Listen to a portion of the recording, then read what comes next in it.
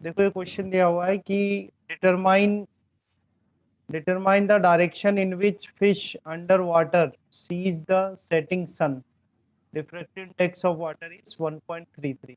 ठीक है, तो फर्स्टली अपन एक इसका फिजिकल डायग्राम बनाते हैं। तो फिजिकल डायग्राम में जो सी है, सी वाटर और एयर, उसका इंटरफेस बना लेते हैं। कुछ इस तरह से इंटरफेस है। ठीक है, तो यहाँ तो आपका सी हो गया। ठीक है, सी हो गया तो मीन्स मीडियम जो होगा यहाँ पर वाटर आपका मीडियम हो जाएगा। ठीक है, ऊपर क्या हो जाएगा, एयर।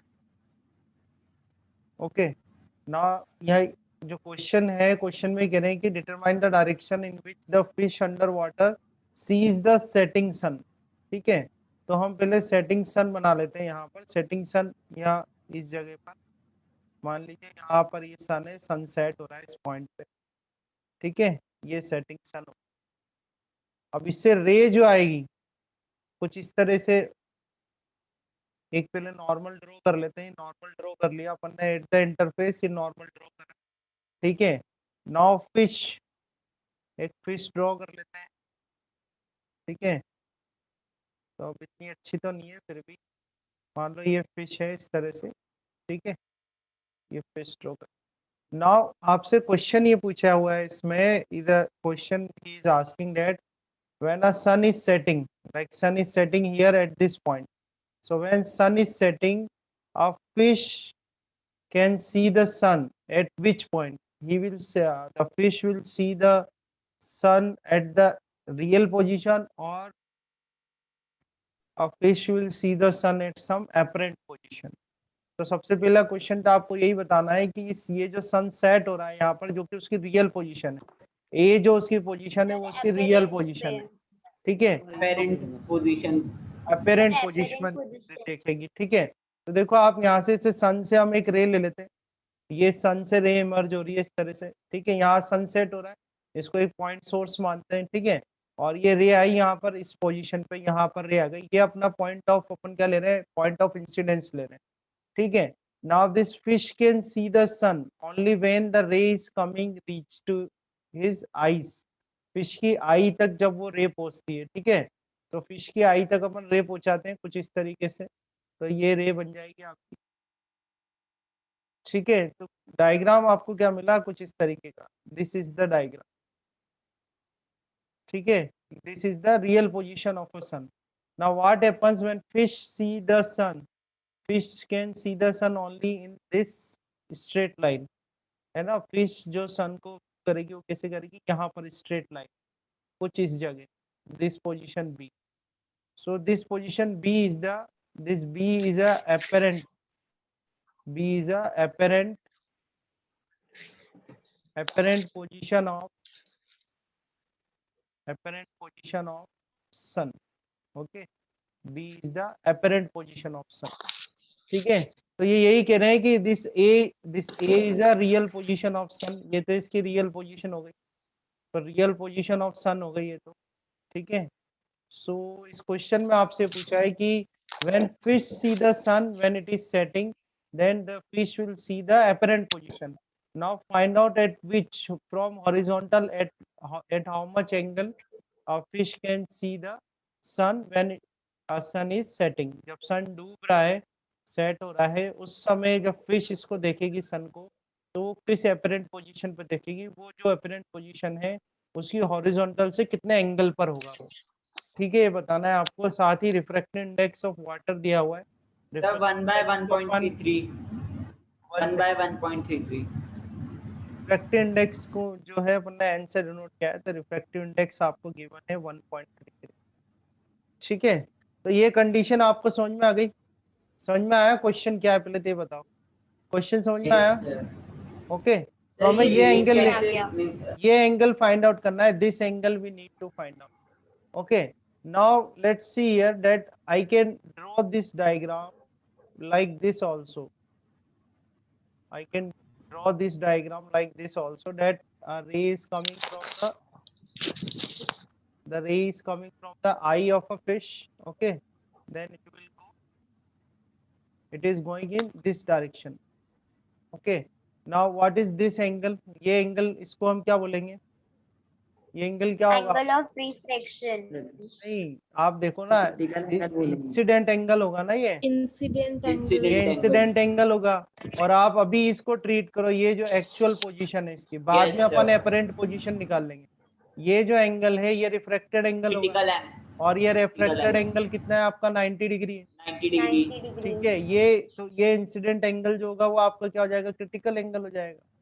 ये जो एंगल है ये आपका क्या हो जाएगा? Critical angle.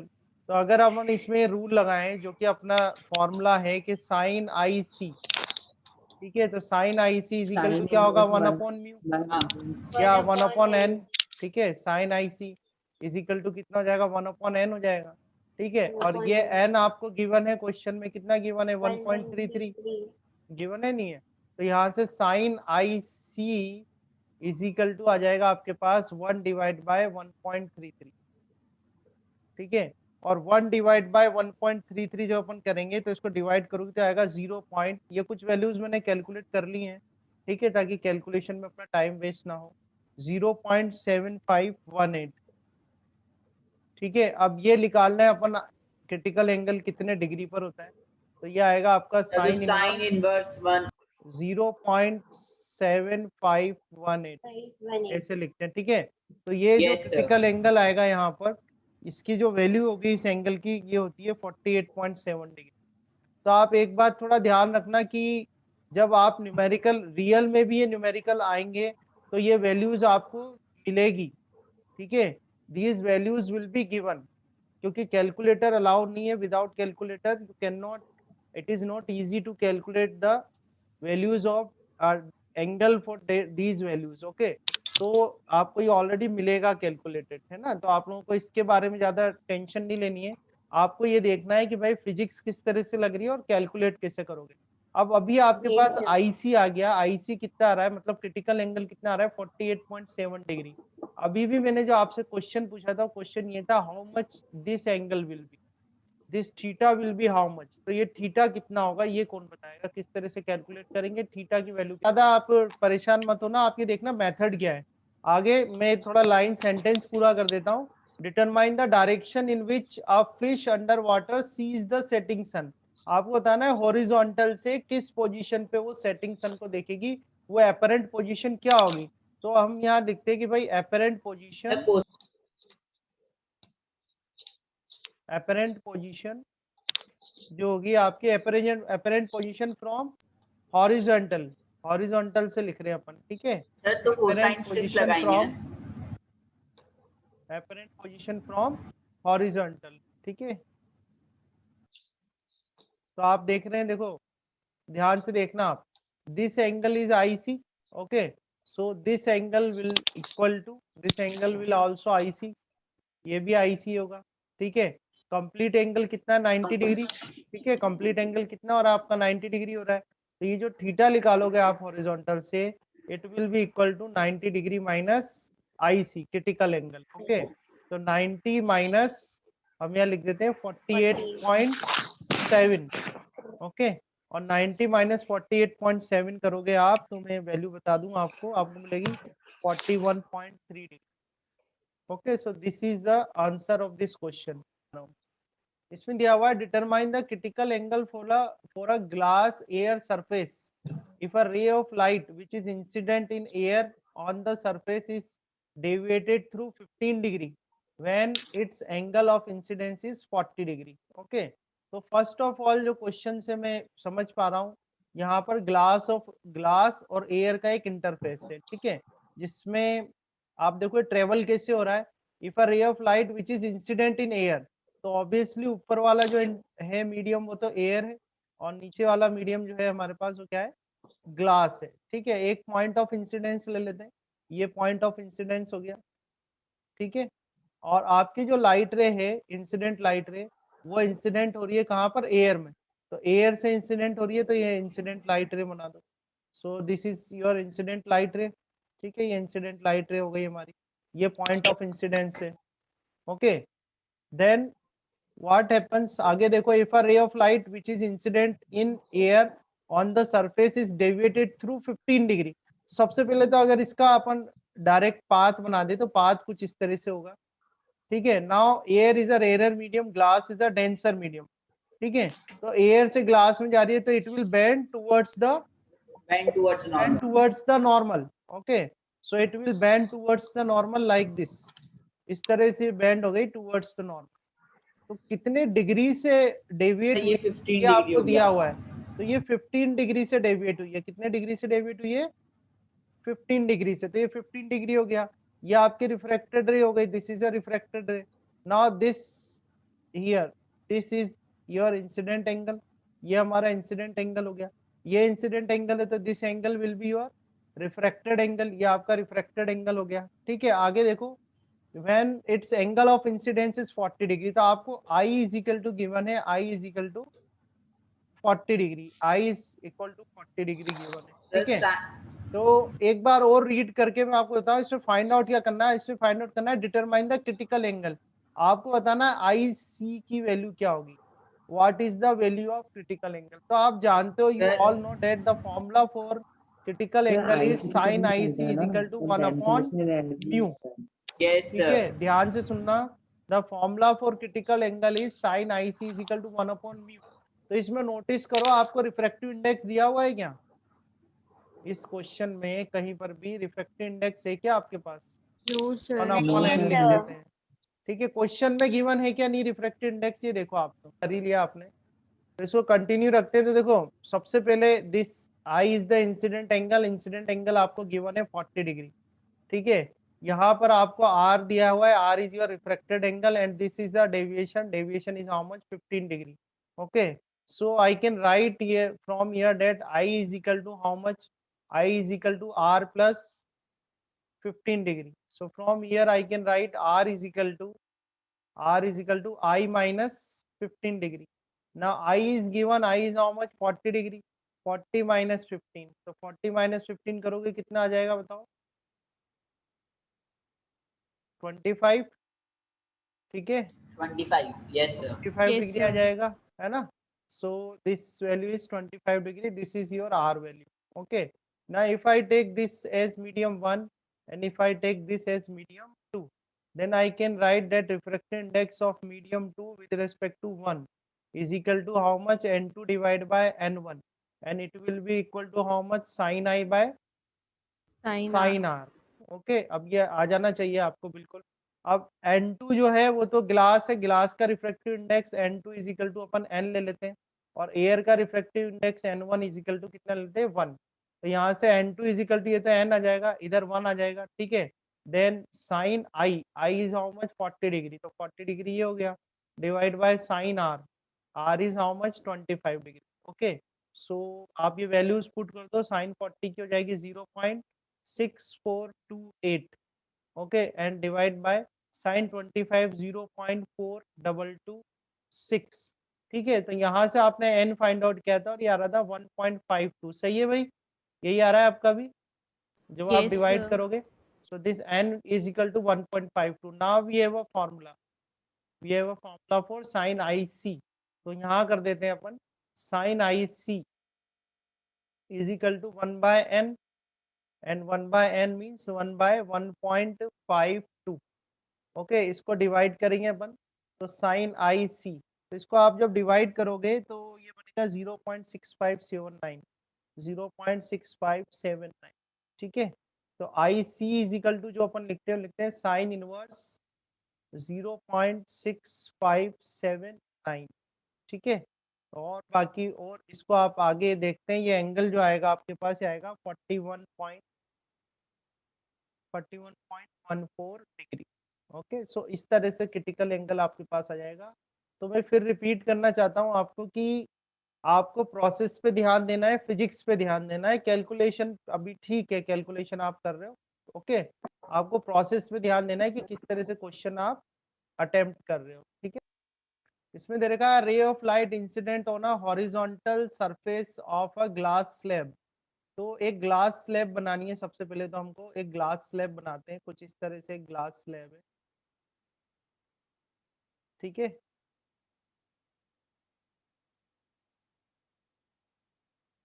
So this is a glass slab, यहाँ लिख देते हैं अपन, this is a glass slab, okay. Now आगे देखो क्वेश्चन में दिया है कि a ray of light incident on the horizontal surface of a glass slab. So इनके जो साइड्स हैं उसको नेम कर देते हैं अपन A B then C and then D. एक हॉरिजॉन्टल सरफेस चूज करती है ये वाली, और इस हॉरिजॉन्टल सरफेस में एक पॉइंट ऑफ इंसिडेंस ले लेते हैं, और पॉइंट ऑफ इंसिडेंस में इस तरह से नॉर्मल ड्रॉ कर देते हैं। ठीक है, तो एक इंसिडेंट लाइट रे है, इंसिडेंट हो रही है, कितने एंगल पे इंसिडेंट हो रही है? 70 डिग्री। अब 70 डिग्री है, देखो आप कहाँ से बना रहा है, a ray of light incident on the horizontal surface of a glass slab at 70 degree, 70 degree just grazes the adjacent vertical surface after refraction. ठीक है, तो 70 डिग्री पे इंसिडेंट हो रही है ये, तो यानी इंसिडेंट एंगल आपको दिया हुआ है कुछ इस तरह का। ठीक है, तो ये इंसिडेंट लाइट रे हो गई, ये 70 डिग्री जो है एंगल दिया हुआ है इन्होंने, तो 70 डिग्री मार्क कर दिया अपन ने। ठीक है, now just grazes the adjacent vertical. अब इसकी एडजेसेंट वर्टिकल वॉल ये है बीसी, तो आप ये ध्यान देना है, अपन इसको कर देते हैं पी। ठीक है, इस ये पॉइंट ऑफ इंसिडेंट है, इसको कर देते हैं ओ। ठीक है, अब क्या होगा, बाहर आपके एयर है, बाहर का जो मीडियम है वो क्या एयर है, तो रेयर से जब डेंसर में आएगी तो इट विल बेंड, क्या होगा, it will bend towards the towards the Normal. Normal. ठीक है, तो it will bend towards the normal, तो बेंड टुवर्ड्स द नॉर्मल कर लेते हैं थोड़ा सा। ठीक है, हाँ, जैसे मान लो यहाँ ये हो गया बेंड टुवर्ड्स द नॉर्मल हो गया इस तरह से, कि अगर इसका पाथ होता है स्ट्रेट पाथ, तो स्ट्रेट पाथ तो कुछ इस तरह बनता है इसका। ठीक है, तो it band towards the normal, तो ये जो आपका एंगल है ये आपका क्या मिल जाएगा, रिफ्रैक्टेड एंगल हो जाएगा। सो ये r is a refracted angle. ठीक है, नाउ अब ये जो रिफ्रैक्टेड रे है, तो पी कर दिया, ओ कर दिया, इस वाले पॉइंट को हम कर देते हैं क्यू, इस वाले पॉइंट को कर देते हैं क्यू।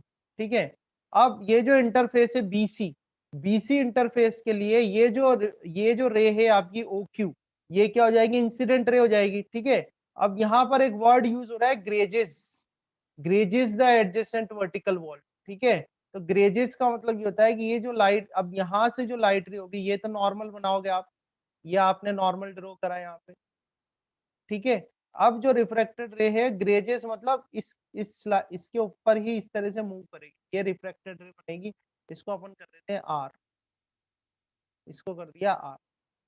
ठीक है, नाउ इफ दिस ये जो इंटरफेस है आपका बीसी, बीसी इंटरफेस के लिए अगर ये क्यू आर जो है ये रिफ्रैक्टेड रे है, तो ये रिफ्रैक्टेड रे जो है कितना एंगल बना रही है यहाँ पर, ये जो एंगल बन रहा है कितना बन रहा है आपका 90 degree 90 डिग्री। अगर 90 ये डिग्री। एंगल 90 डिग्री है, तो ये जो एंगल होगा this incident angle will be equal to which angle, Critical angle. Critical angle. तो इसको हम किससे Critical डिनोट angle. कर देंगे, आई सी से। तो ये जो एंगल होगा ये क्या होगा, क्रिटिकल एंगल होगा। और इसको थोड़ा सा और हेल्प करता हूँ मैं आपकी, और एक ट्राइंगल पूरा कर देते हैं। तो पी क्यू आर तो यहाँ पर कर दिया, इसको अपन एस कर देते हैं। ठीक है, तो इस तरह से ये डायग्राम है।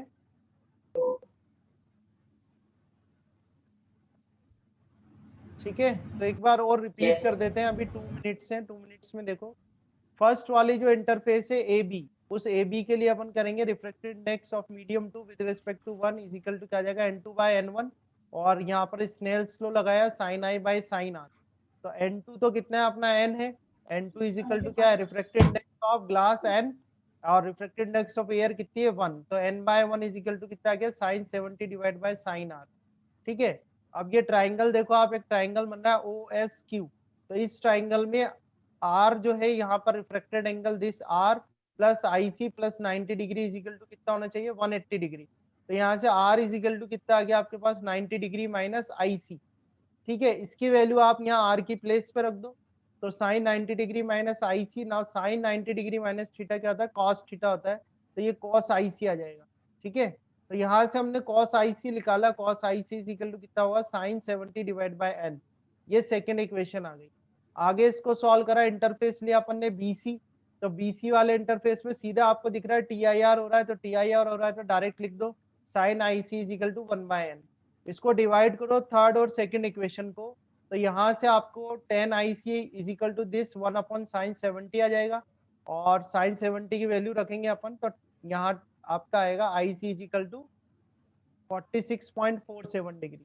अब ये जो 46.47 डिग्री आया है, तो यहाँ फॉर्मूला अपन लगा देंगे direct, n is equal to 1 upon sine I, ये जो थर्ड इक्वेशन थी आपकी इसी से ही कराई है ना, तो ये आएगा साइन 46.47 डिग्री। इसको सॉल्व करेंगे तो n इज इक्वल टू आ जाएगा 1.372। ठीक है, तो